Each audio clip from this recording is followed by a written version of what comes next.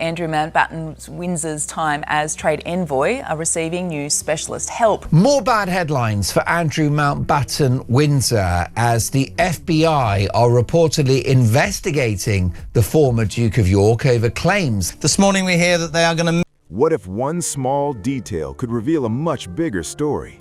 Not a headline, not an official statement, but something as ordinary as a caravan. Because right now, people are asking questions. How does someone go from royal estates to something this unexpected? And more importantly, what does it actually mean?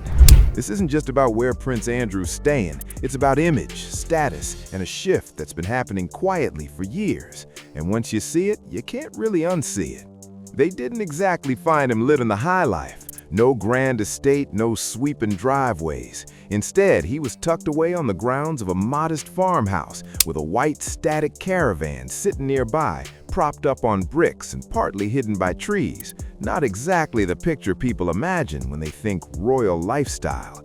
And this didn't feel like a peaceful retreat either. It looked deliberate, the kind of setup that quietly says nothing to see here, while clearly giving people something to notice. I wonder what now the royal family, the king and his advisors have been advised. And it seems to me quite clear they are trying to put some blue water between the royal family as a whole and these two. And as you rightly say, Andrew Lowney and indeed myself have said there's sufficient evidence to look at some of their dealings over the years. That's why this moment lands the way it does. It's not just about a change of address or the unusual sight of a caravan on royal land. It's about the optics. When someone once surrounded by palaces ends up next to a caravan, people are going to start asking questions. Because that caravan, simple as it is, says a lot.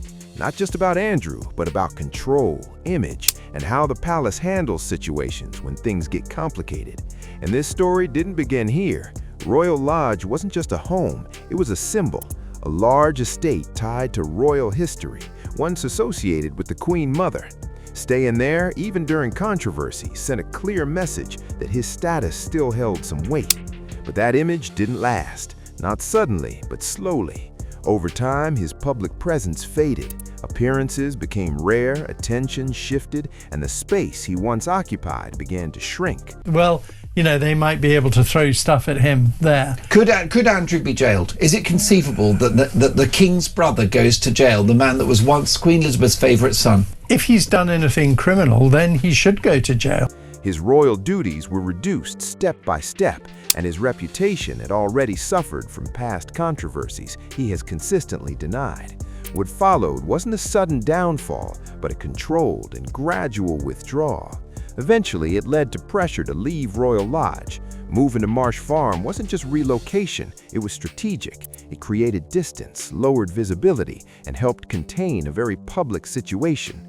And even that transition included a stop at Wood Farm, a place with its own royal history, where Prince Philip spent his retirement, making the shift feel less like coincidence and more like careful planning. On his own terms, in his own way, that's how it was supposed to look. A quiet, dignified step back, clean, controlled, almost poetic. But Andrew's situation, it doesn't land the same at all. Same estate, completely different meaning. One feels like a choice, the other feels like a nudge, maybe even a shove. And if that evidence shows that others in the palace knew about this and have aided and abetted Andrew for many years, then I'm afraid there's only one option. And this is where things take a turn no one really saw coming, because then enters the caravan. Not a grand upgrade, not a hidden luxury, just a basic two-bedroom unit dropped onto the grounds of Marsh Farm. At first, the explanation sounded practical enough. Reports said it was for security staff. Fair enough. Apparently, Marsh Farm just didn't have the space to support the kind of setup Royal Lodge handled without breaking a sweat. But that detail, it says more than it's trying to say.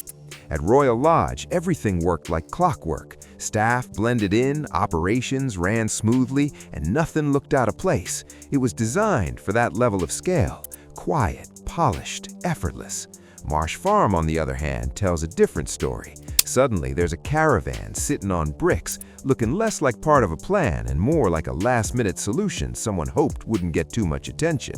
And that's where it gets interesting, because the royal brand is built on image, tradition, and a sense of permanence. It's important to note that both Andrew Mountbatten Windsor and Peter Mandelson have denied any wrongdoing, and within days, the former prince is set to move from one of the King's private residences at Sandringham to another private house. Alex? Things are supposed to look seamless, almost untouchable. This, not so much. This stands out, and not in a good way. It looks like something shifted behind the scenes, and now it's starting to show. Which naturally leads to the bigger question, what does this say about status? Now here's the twist that really got people talking. Reports began circulating that Andrew himself has actually been using the caravan during visits, and even enjoys it. Yes, enjoys it. That idea spread quickly, almost too perfectly, like a ready-made narrative. The image being painted is that he's adapting, embracing simplicity, settling into a quieter, more low-key lifestyle.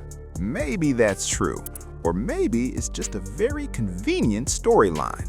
Either way, it fits a little too perfectly. The idea being pushed is simple. He's no longer holding on to that same level of status. He's accepted a quieter, more ordinary life, and he's adjusting just fine. Nice, neat, easy to digest.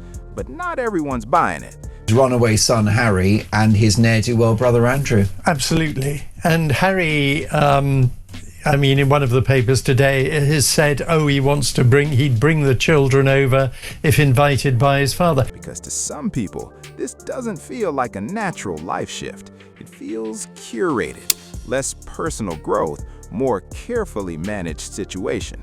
And that's where the tone changes. Because once you start looking at it that way, a bigger question pops up. Who exactly benefits from this image? And then there's the part that didn't make as many headlines, but probably should have. Marsh Farm hasn't exactly been presented as some calm countryside reset where you sip tea and forget the world exists. Reports mention ongoing renovations, new fencing, upgraded CCTV, and increased security all around the property. Now that doesn't scream simple life. That sounds organized, structured, watched. Because once you clock those details, the whole vibe shifts. Yes, it's private, but it's also controlled, monitored, and very deliberately set up. The more you hear about cameras, fencing, and even separate spaces for staff. Andrew is under house arrest. Yeah, that's effectively what he's in an open prison. Yeah, that's what it really is. What would you say to some of my viewers and listeners who think, especially maybe older retired viewers and listeners who think, well, I would take that prison because it sounds pretty guilt-edged to me. The less this feels like a fresh start, and the more it feels like a carefully managed environment with clear boundaries, not freedom, distance. And that's where the bigger picture starts coming into focus, because none of this is random. It all circles back to King Charles. He's made one thing very clear over the years. Andrew is no longer part of the working royal corps. That line isn't blurry, it's been drawn publicly. But behind the scenes, things are rarely that simple, because this is still family, and royal families, as it turns out, don't exactly do clean breaks. Reports suggest Charles has been involved in supporting Andrew's new living setup, which creates a bit of a balancing act. On one side, there's responsibility. On the other, protecting the image of the monarchy. And somehow, that small, slightly awkward caravan ends up representing that exact tension. It's modest, almost like a quiet symbol of reduced status, but at the same time, it's still sitting comfortably within the royal system. Do you know when Andrew put that bloody mobile thing at the back of his house in Sandringham? Supported, maintained, and very much not accidentally there. So no, he hasn't been completely pushed out, but he's also clearly not where he used to be.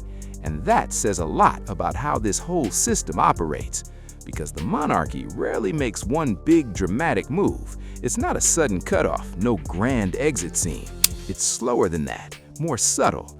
Visibility gets reduced, positions get shifted, roles quietly disappear, and over time, someone is moved further and further away from the spotlight without ever fully being removed from the picture.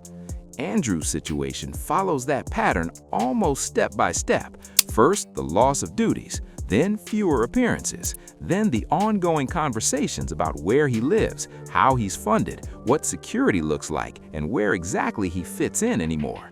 And now it's come down to this: a static caravan placed quietly on the grounds of a farmhouse inside a private royal estate.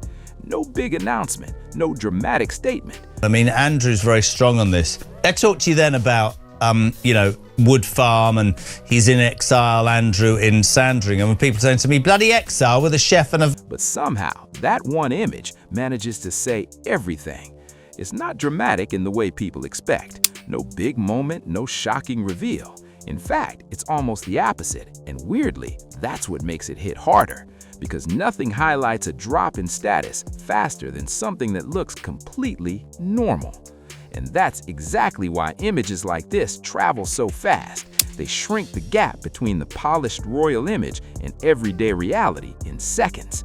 A 30-room estate can hide a lot. It smooths things over, keeps the illusion intact, makes everything feel untouched. You can have problems, but behind those walls, they look curated, controlled, almost invisible. A white static caravan, though? That's a different story. Sitting on bricks, slightly worn, purely practical, and about as glamorous as a roadside stop.